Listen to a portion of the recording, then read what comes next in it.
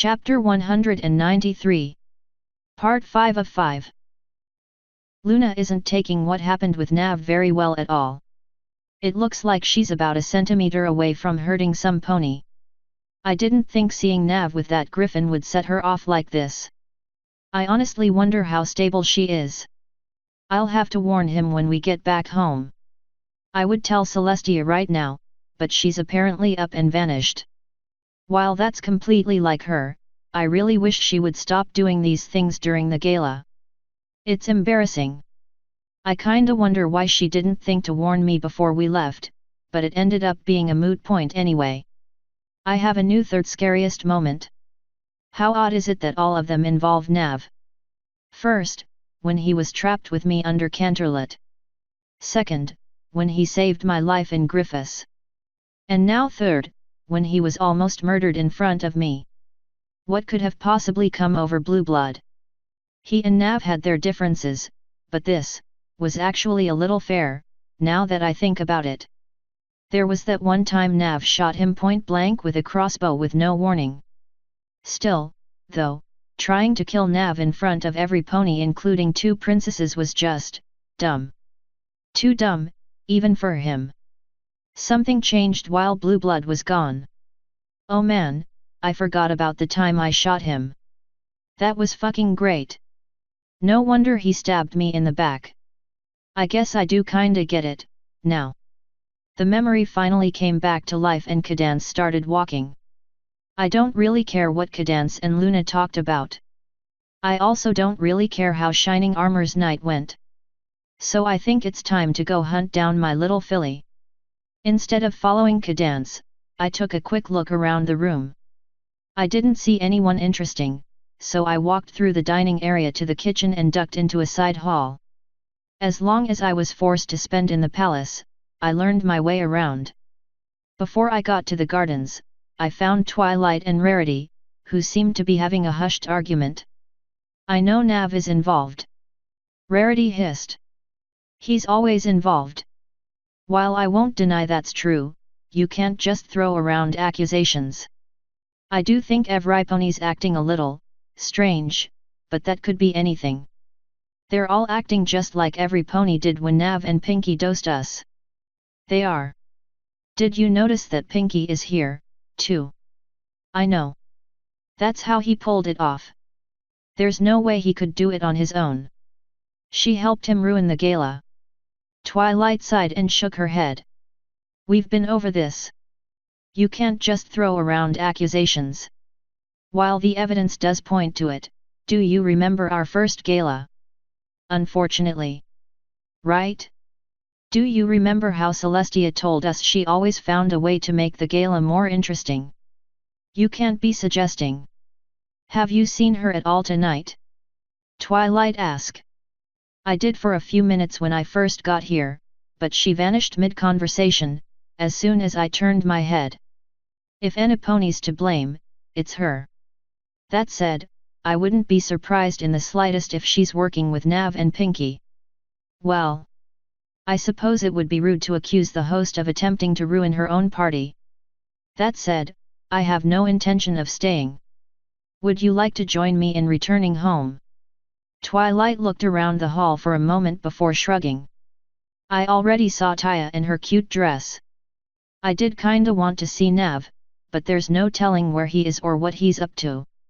He actually has a date, if you can believe it, Rarity said. A Griffin princess. Well, that confirms it, Twilight sighed. Second worst gala ever. Oh? Jealous of his griffin, what? No. I just can't believe he has a date and I don't. Nice save. Shall we return to Ponyville and drown the night out with ice cream, then? I guess it's better than staying here. Twilight's horn lit up and they both teleported off. What? I don't get a fade to grey scene with them. I ask. Their nights didn't intersect yours, my guide said. What use would that be? It wouldn't be, I'm just nosy. Standing around wasn't being productive, though. I continued out through one of the side doors to the garden. Luckily enough, it actually let out closer to my filly. When I found her, she was looking up at the statue of Discord. "So, you used to live in there?" she asked. "Who is she talking to?" I slowly asked. I had a dark, dirty feeling in my gut. "How long were you in there?" she asked. A few seconds later, she blinked. 6,000 years. That made my blood run cold. Oh. Oh no. So how did you actually get free? Shouldn't the statue be broken or something? What I assumed was Discord picked her up and moved her closer to the statue, near the bottom of it. I walked over to join her and we both saw a very tiny crack in one of its legs. It wasn't anything the casual observer would notice. That monster set my filly back down and I saw her ears moving, as though he was scratching them. Watching it made me feel sick. "What kind of gift?" she suddenly asked. Her head tilted. "What I've always wanted." A few seconds later, she blinked a few times. "My destiny." After that, she grinned and jumped up to hug the abomination. She lifted into the air and twirled around, snuggled up in that monster's warm, fuzzy embrace. "Taya, how could you trust this thing?" I asked. "Look at it. Everything about it screams evil." I actually couldn't see it at the moment, thankfully. "But how could you possibly fall for it?" He finally set her back down, pinching her cheek for just a moment. "I've always wanted to save Daddy just like he saved me." "Well, I guess that confirms Discord sent him," I said. You want me to repeat after you?" Taya asked. She looked rightfully confused. "I mean, I guess." She waited a few more seconds before nodding. "Got it, though it sounds kinda weird and doesn't really make sense." She took a second to clear her throat before looking straight at where I was standing. "He knows you're watching. This is just proof that he's been with you from the start and that we'll never be free." She looked back at him. "Like that?" Apparently that earned her another ear scratch. "Well, all right then," I said. That's pretty spooky. Do you think that's a shot in the psychological dark, or could he have actually known I'd opt for the coma and be standing here at the right time to hear it?" Before Discord could continue corrupting her, Gilda and past me landed next to her. At the time, I hadn't even registered that we were next to the statue. The memory finally froze and everything around me went grey but Taya. I can't believe I agreed to go to this party for that colt. Ugh, I can barely even remember his name. Not like it means much, since he ended up being worthless. The coward refused to even go as my date to get his own stupid pictures. And of course, Daddy blew me off as soon as we walked in. I guess that female griffin caught his eye. I'd bet my horn he'll find some way to get her to our house at the end of the night. I had no idea she asked him on a date. I'm honestly not surprised he said no. This party is so wasteful. How much money does Celestia sink into this every year? She could probably feed all of Catro for a week. I almost starved to death in a gutter while these ponies gorged themselves and danced like nothing in the world was the matter. No wonder Daddy hates Equestria so much. It's so utterly, pointlessly gaudy. I can't disagree, but I didn't know she felt like this. Is this what she's hiding behind her adorableness? There's no way I can trust Discord. But he's powerful enough that I think I can use him for what I want, if he's good for his promises. According to Daddy, most demons stick to their deals, but you always have to be wary how they stick to them and just what exactly they ask in return. Discord asked me to support him, as he created my daddy. That's almost definitely completely nonsense, but if it's true, then supporting him is a no-brainer, no matter how evil he obviously is. And if it's not true, then the basis for our agreement would be null and void, meaning all my responsibilities toward him is gone. With luck, I'll already have what I want by the time that happens. Did I really raise a Machiavellian genius? I don't know if I fucked up so hard that I did good or if I created a complete and total monster. So it seems my horn is secure. Sure enough, my father found a way to get his new conquest home. Surely he'll exhaust his supply of suitors eventually. If he keeps finding ways to avoid spending time with me, I'll have to take drastic measures. Maybe a few magical accidents while showing off would put him in bed long enough for me to help him get better. Then he'd have to spend time with me. I'm really looking forward to the next block of thoughts, I said with a grin. I have learned a very valuable lesson tonight, one that Daddy has tried to teach me in the past. It never truly stuck until now, be careful what you wish for. And on a similar vein, I learned an even more important lesson about how demons truly act. Daddy was right once again, you can never know precisely how somebody will pull through for me. Discord said he was presenting me with my destiny. I thought I'd get to save Daddy and he'd shower me with hugs and kisses and belly rubs. Instead, I watched as he was almost taken from me yet again. And so, my last lesson. My destiny isn't to protect Daddy. It's to hurt his enemies before they hurt him. And on that very chilling note, everything came back to life. Well, alrighty then, I said. I'm officially done with life now. Aqua, I order you to kill me, then kill all the me's that respawn from seeds. Unfortunately, I continued living. God damn it, Flo. It didn't take Taya long to thrust her camera at past me and run off. I already knew what I had been up to, so I decided to follow her. Thankfully, she couldn't keep galloping for long and stopped about halfway to the main entrance to the palace. She looked back and couldn't see us anymore. She rolled her eyes and continued walking. I don't know why Daddy wants me to keep up this charade. Pretending to be a cute little filly all the time is awful. What, are you saying you aren't a cute little filly? I ask. At this point, though, I already knew the answer. Seeing him smile is worth it, though. She shrugged and continued in silence. When she got to the palace, she walked right in without a worry. Watching myself get stabbed wasn't too appealing, so I decided to go look for the sitting room where Celestia was toying with Fleur. Since it was the sitting room, it didn't take me long. Unfortunately, I missed the fun part. Celestia and Fleur were panting together on a couch, Fleur resting atop Celestia's oversized horsey body. Princess. I never knew. Oh princess. How long have you been all cooped up, One of Fleur's hooves started trailing down between the princess's legs. Your loyal servant would be happy to attend you. Celestia's horn lit up and Fleur got punted off of her. Something very, very problematic just happened, Celestia coldly said. I was drugged. Why were you in this room? I was invited. Sir N. Navarone asked me to come here. I'm very happy I didn't have to drag that out of you. Celestia's horn lit up and a golden light surrounded Fleur's head for a few seconds.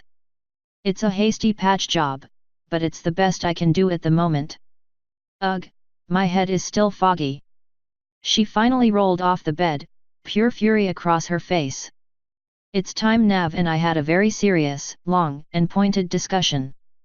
Now then. Why were you in this room? You invited me here for a talk. And how did you enjoy this talk? It was wonderful. It makes my legs tremble just to think of it. Ooh, your hair is wonderful, princess. That's going to require some tweaking, but it'll have to do until my head is more clear. Celestia's horn lit up again and all the fluids on Fleur disappeared. Return straight home, go to bed, and sleep. Yes, Princess Celestia. Fleur stood and limped right out. Celestia followed without a word and started walking purposefully toward the main hall. As soon as she found a guard, she said, "Find Navarone and bring him to me at once. I will be in my throne room." That might be a problem, he said. I'm pretty sure they had to carry him out. What? Oh, did you not hear? I have absolutely no patience right now. What happened? The guard's eyes widened. Prince Blue Blood came back. He stabbed Navarone in the back. Celestia's mouth actually dropped. That was fast, I said. I can't believe I already got stabbed in that time frame. It took you a while to find Celestia, my guide said. She chose that sitting room because it was far enough away from the party to avoid anyone hearing anything untoward. Where is he? Celestia demanded. And why wasn't I notified immediately? I don't know. Celestia actually growled and her horn lit up. The guy's eyes slammed shut in fear and he looked away just in time for Celestia to teleport out. A few seconds later, one of his eyes slowly eased open. When he saw that she was gone, he fell to the ground, shivering in fear. That wasn't really helpful, so I continued walking into the main hall. Thankfully, finding Celestia again wasn't too difficult, she was ducking into the throne room with Luna. I hastened to follow. The mage's tower. Celestia said. Why would you send him there? I couldn't find you and my magic didn't work. What was I supposed to do, just let him die on the floor in my hooves? Ugh! Do you know how many requests they've sent in demanding his magic items? Do you know how many requests they've sent in demanding him? We might never get our hooves back on him. He would be permanently lost should he die, sister. What was I supposed to do? Send him to the surgeon? You know what he would charge. Where am I supposed to get a dragon corpse on such short notice? Why else do you think I keep Spike around? My mouth dropped. Celestia sighed and lifted a hoof to her forehead. No, forget I said that. That was the original plan. But after? Well, plans can change when the heart gets involved. You did the right thing, Luna. I was not in a position to help and if you couldn't figure out what to do, sending him there was the next best choice. I will be joining him shortly to ensure he will not have difficulties leaving. Tell me what happened. Blue Blood returned. None of Shining Armor's worthless guards made an attempt to stop him. He found Navarone and stabbed him. Taya immediately killed Blue Blood. We tried healing Nav, but something was stopping us. The only reason he still lives is because of his nature. Was there panic? No. The party-goers appear to all be dosed with some manner of drug. I believe Blue Blood snuck it in to make targeting Navarone easier. That is something I had not considered. You were aware the party was drugged. Celestia sighed and hung her head. I am aware that I was drugged. That is why I was unavailable. I thought it was some pony else who did it. Captain Midnight Blossom is beginning a full investigation. Blue Blood was allowed to walk in when the palace should have had the highest security possible. This drug went undetected until it was served to the guests. Not only that, but it was delivered to Princess Celestia herself. I swear to you, sister, heads will roll when I am finished. Do not bring out your axe before consulting me, sister. Get to the bottom of this. Scrape and dig and pry until you know exactly what happened. And the instant you do, come straight to me. If Blue Blood had a way to stop our magic, we must know who sent him and why. If he spoke to any pony in this party, find them and squeeze until you have every last drop of information you require. I have not been away so long that I forgot how to lead an inquisition, Luna said. But I want a promise from you, sister. I will find the ones responsible, but I want something in return. There is no need for rewards, sister. Speak your desire and see it made reality sooner rather than later. Allow this to be the final nail in Shining Armor's coffin. His track record is abysmal. Failure after humiliating failure. He's a disgrace to our army. Let me put Captain Midnight in charge and I guarantee this will not happen again. Conduct your investigation, Luna. And as part of it, I want Midnight to discover the whereabouts and behaviors of Shining Armor during this debacle.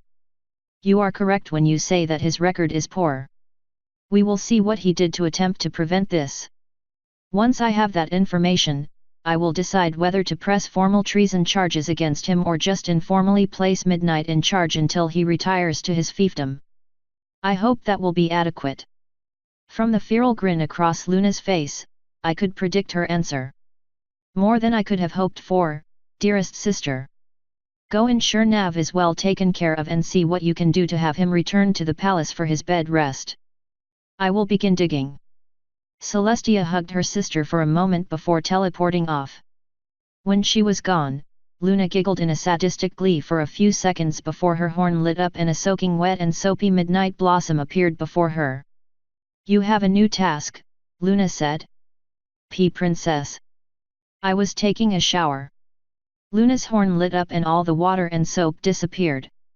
You are now clean. Her horn lit up again and Blossom's armor appeared on a pony mannequin. This cannot wait. Get dressed and I will explain. You gave me the night off. You guaranteed me. Navarone was almost murdered by blue blood in the middle of the gala. Blossom blinked for a few seconds before starting to strap on her armor. He used drugs in the food to placate the partygoers and get Celestia out of the way. So first, send your guards to the kitchens and arrest every single one of the chefs who are on duty, along with all of the servants who have even been in the kitchen all day. The drugs got to the party somehow. One of them has to know something. Why wasn't blue blood stopped at the entrance? Blossom asked. My operating assumption is that he did not use the entrance. Some of our guards are incompetent, but surely no pony could be that incompetent. The shield around the party protects against changelings and stops all conventional teleportation. However, every member of royalty knows how to access the teleportation rings. Send a magical diagnostic team to that room to see if it's been used today. I know Celestia and I have been here all day and Cadance flew in with Nav. And if they find nothing, then my second assumption would be him using a contact to finagle his way in, either through bribery or distracting a guard. Alternately, Blue Blood was an orphan who grew up in the palace. It's very likely he knows every single way in and out of this place, including some that aren't commonly patrolled. If your magical diagnostics pick up nothing, question the guards on watch. Do we have any idea how long Blue Blood was here? None. The first I heard of him being here was when he stabbed Nav. How many witnesses saw the stabbing? There were 3 direct witnesses. Princess Cadance, Princess Gilda of the Griffins, and Taya, Nav's daughter. Every pony in the room looked up when Taya screamed after he was stabbed, so they all saw Blue Blood push him away from his horn. Wait. Blue Blood stabbed Nav with his horn. Yes. I'm not sure if Blue Blood knew what it would cause should Nav die. Unfortunately, we can't ask him questions. Wait, why not? Did he escape? Oh, no. He's dead. Taya killed him moments after he stabbed Nav. So we're doing this the hard way. Get to work, Midnight. If the dice fall well in this investigation, you'll be getting a raise. I mean, I appreciate it, but I honestly don't need money for much anyway. I mean, I don't have to buy food, so... Well, it'll come as part of your promotion. Promotion? For what? We'll have to put someone in charge after Shining Armor has been charged with treason, stripped of his titles, and executed. He has failed one time too many, allowing someone far more important than him to be harmed. So dig well and quickly, Captain. The future of the equestrian military is at stake. It's time to put a true predator back in charge. Treason. Princess, I know Shining Armor isn't the best guard, but there's nobody more loyal to Equestria. Do you remember what happened at the gala 2 years ago? Luna asked. No, you guaranteed me that night off, too. I always take the gala off. Navarone made a bet with Celestia. The bet was that he could fake assassinate her at the party. His claim was that her defense was lackluster and that it would be easy to penetrate. Oh. Yes, I do remember hearing about that. He won that bet, didn't he? Hopefully. Celestia warned Shining Armor that Nav was coming and he did absolutely nothing to stop Nav from harming his princess. What does that sound like to you? A gross dereliction of duty. Surely you remember what happened with Chrysalis. The official story, or what you told me really happened. The part where a rude, cruel bug successfully pretended to be Shining Armor's wife for a full 3 days without any pony but Twilight noticing. How do you think Chrysalis fooled Shining Armor? I have a few personal opinions about the matter. Do you remember the war games? With relish, princess. Need I continue? Blossom rubbed the back of her neck, which was pointless because it was now covered in armor. Well, I'm seeing that he's a bad soldier. I'm not really seeing that he's a traitor. That is because you are not very good at propaganda. Shining Armor did not stop Navarone from harming Celestia because he was hoping Nav would succeed. Shining Armor was actually working with Chrysalis to try to bring us down and keep his fiancée imprisoned so he could rule alongside Chrysalis. And after Nav trounced Shining Armor in the war games, Shining got jealous and mad and bitter. He decided he couldn't take losing over and over, so he invited another person with a grudge against Nav back to Canterlot, one ex-Prince Blueblood. They formed a plot where they could take out a common enemy. Shining Armor took care of the princess and partygoers, Blueblood took care of Nav. Do you see where I'm going with this? You're making a lot of assumptions, Princess, Blossom slowly said. I am not making assumptions, Luna said.